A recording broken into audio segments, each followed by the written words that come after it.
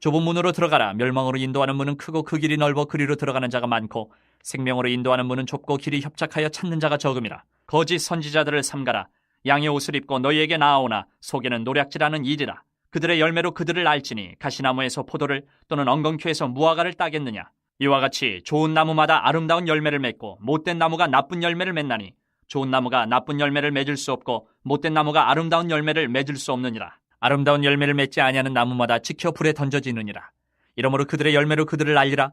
나더러 주여 주여 하는 자마다 다 천국에 들어갈 것이 아니요 다만 하늘에 계신 내 아버지 뜻대로 행하는 자라야 들어가리라. 그날에 많은 사람이 나더러 이르되 주여 주여 우리가 주의 이름으로 선지자 노릇하며 주의 이름으로 귀신을 쫓아내며 주의 이름으로 많은 권능을 행하지 아니하였나이까 하리니 그때 내가 그들에게 밝히 말하되 내가 너희를 도무지 알지 못하니 이 불법을 행하는 자들아 내게서 떠나가라 하리라. 그러므로 누구든지 나의 이 말을 듣고 행하는 자는 그 집을 반석 위에 지은 지혜로운 사람 같으리니 비가 내리고 창수가 나고 바람이 불어 그 집에 부딪히되 무너지지 아니하나니 이는 주추를 반석 위에 놓은 까닭이요 나의 이 말을 듣고 행하지 아니하는 자는 그 집을 모래 위에 지은 어리석은 사람 같으리니 비가 내리고 창수가 나고 바람이 불어 그 집에 부딪힘에 무너져 그 무너짐이 심하니라. 예수께서 이 말씀을 마치심에 무리들의 그의 가르치심에 놀라니 이는 그 가르치시는 것이 권위 있는 자와 같고 그들의 서기관들과 같지 아니함일러라. 제가 목사로서 성공한다는 게 뭘까요?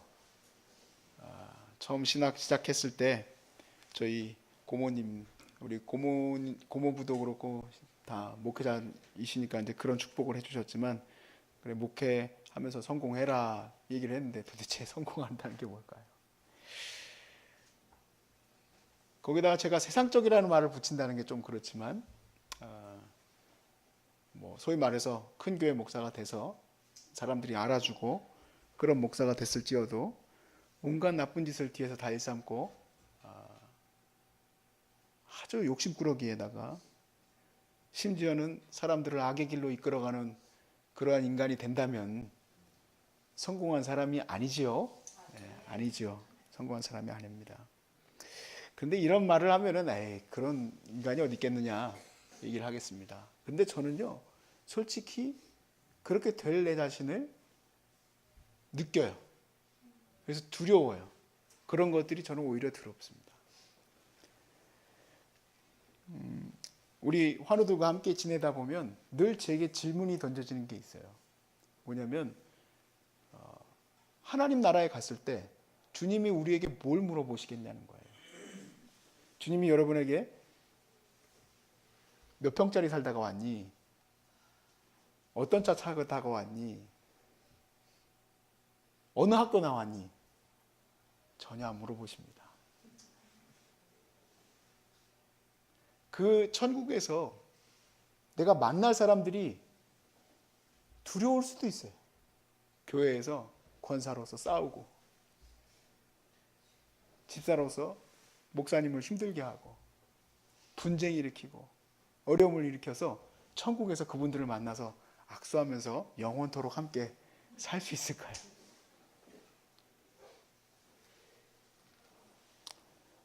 우리의 가장 중요한 성공은 이 땅 가운데서 나타나지를 않습니다. 분명한 성공은 천국에서 나타나는 줄로 믿습니다.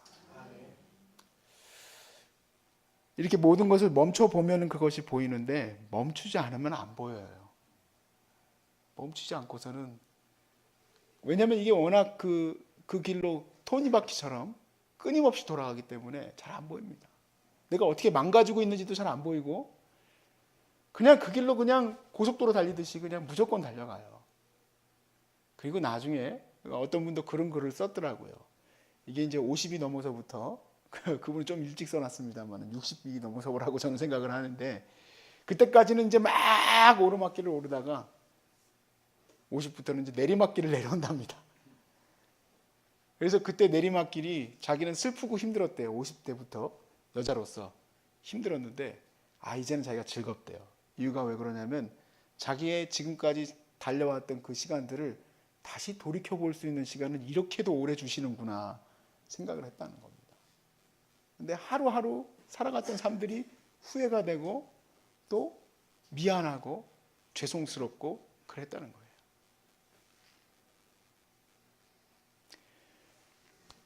우리가 지금 예수님의 말씀이 산상수훈을 5장부터 지금 벌써 8장까지 다 읽었습니다.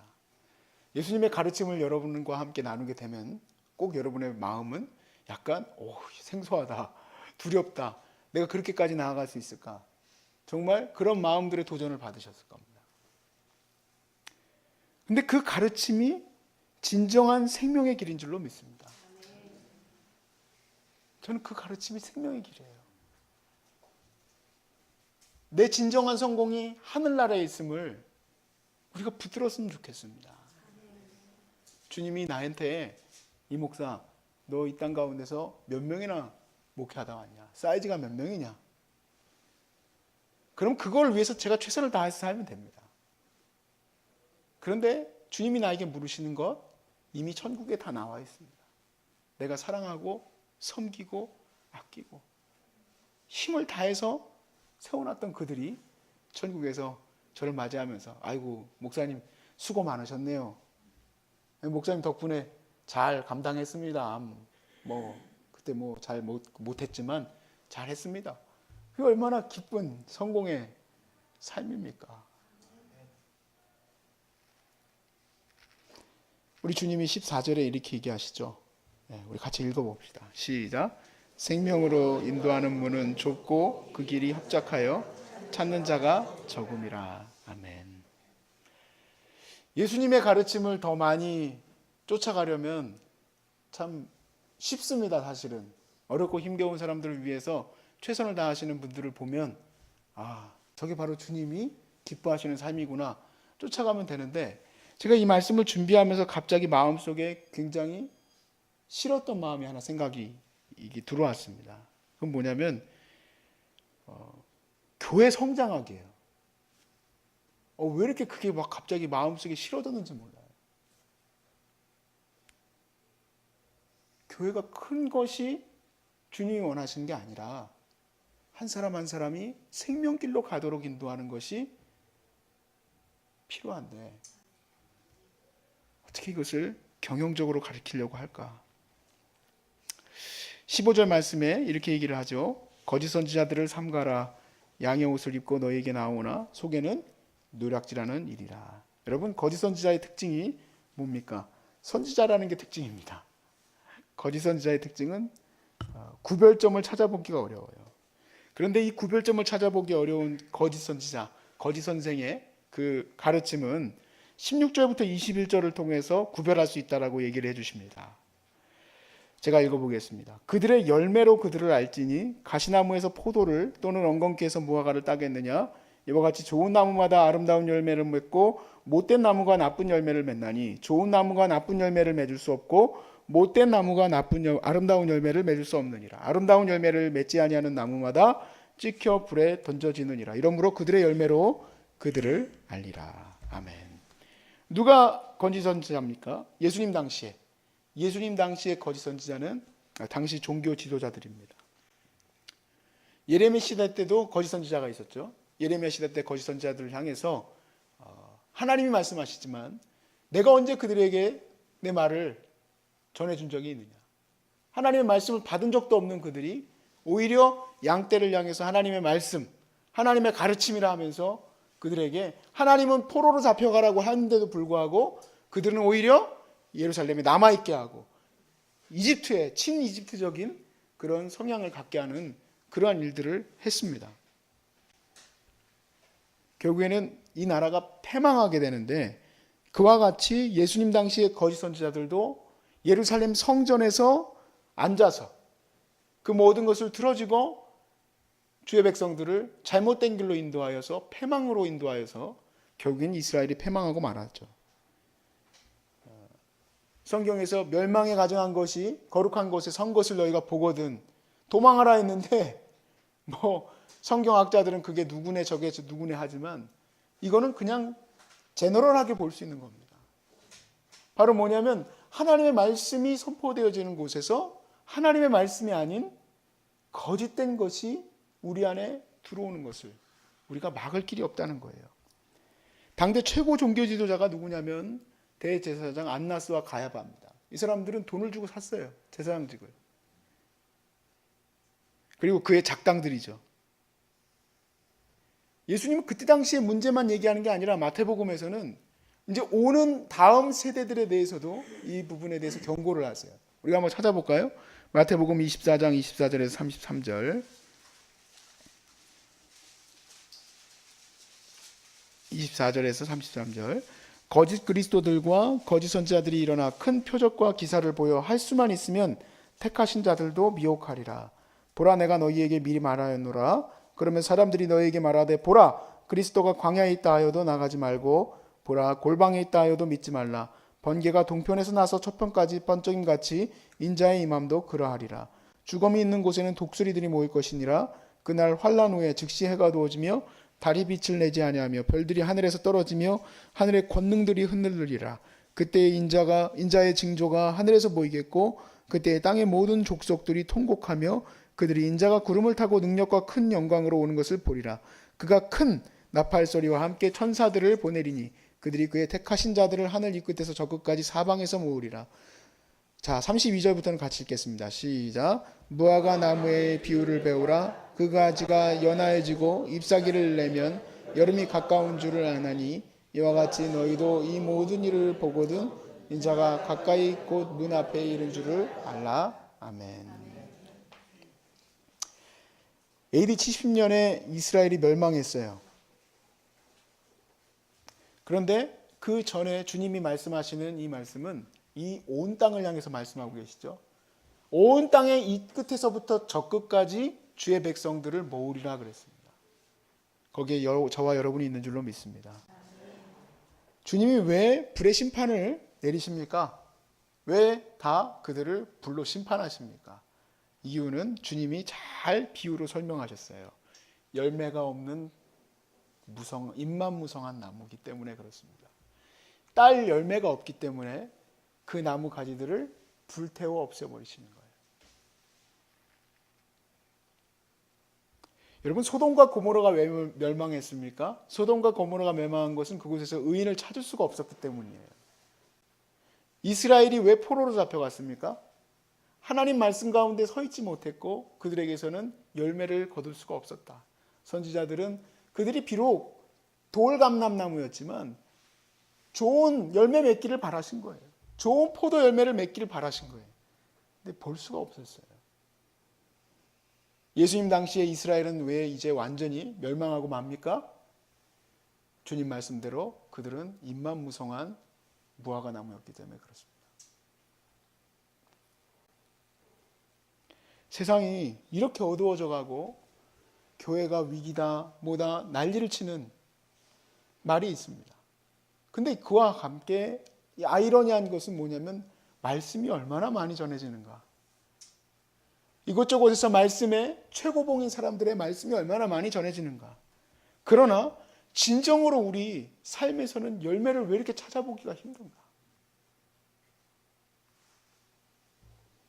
우리는 이 모든 삶에서 한 가지만 바라보고 갔으면 좋겠습니다. 여기에 유명한 사람이 있네, 저기에 유명한 사람이 있네, 거기 쫓아갈 것 없이 여러분 삶에 주어진 곳에서, 교회도 마찬가지예요. 교회도 나 어느 교회 다녀요? 저 그거 별로 안 좋아해요. 그래서 당신 삶이 정말 그 교회의 사이즈만큼, 그 교회의 명성만큼 그 신앙의 열매를 맺느냐? 저는 그렇게 생각하지 않아요. 그 많은 재력과 그 많은 시간과 그 많은 건강을 줬는데도 불구하고 열매를 쫓는 곳에 힘을 쓴 게 아니라 자기 쾌락과 은혜, 자기의 모든 영광을 위해서만 살아가는 데 썼는데 무슨 열매가 있겠습니까?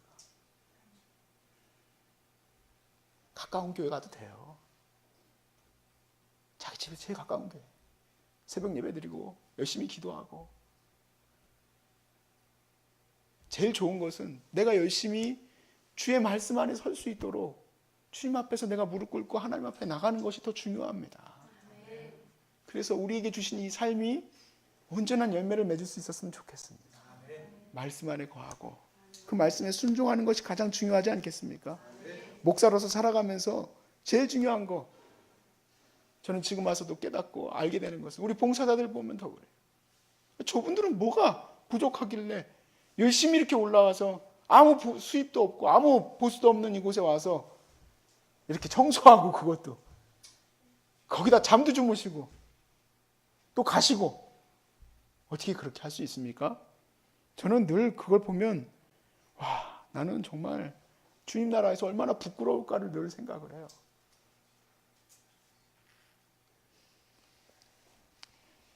(21절에서 23절) 말씀, 오늘 본문 말씀입니다. 같이 읽어보겠습니다. 시작. 나더러 주여 주여 하는 자마다 다 천국에 들어갈 것이 아니요 다만 하늘에 계신 내 아버지의 뜻대로 행하는 자라야 들어가리라.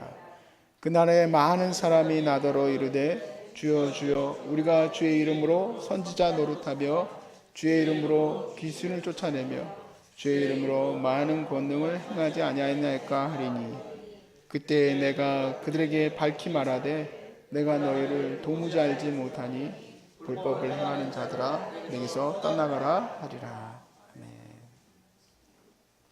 내가 선지자가 돼서 열심히 말씀을 가르쳐서 누군가를 이끌어가려고 하는 사람이 되기보다는 오늘 하루 주어진 삶에서 제가 바라본 비전이 있습니다. 내게 주어진 삶에서 말씀이 얼마나 잘 이루어지고 있는지를 점검하는 삶이 더 복된 삶이구나. 비록 부족하지만 내게 맡겨주신 이 시간들 속에서 제가 정말 바라는 비전은 그거밖에 없어요. 그리고 그거밖에 볼 수 없는 그 시간들이 너무 감사해요. 주님이 정말 기뻐하시는 거는요, 네가 얼마나 멋진 차를 타고 얼마나 멋진 집에서 살고 얼마나 멋진 인생을 살았느냐는 안 물어보세요. 그걸로 인하여 내 사랑하는 백성들이 힘들었을 것이기 때문에, 어려웠을 것이기 때문에, 마음 힘들어서 살았을 것이기 때문에 주님이 기뻐하시는 것은 그 어렵고 힘겨운 사람들을 얼마나 잘 세우고 살았니 하는 것을 보실 줄로 믿습니다.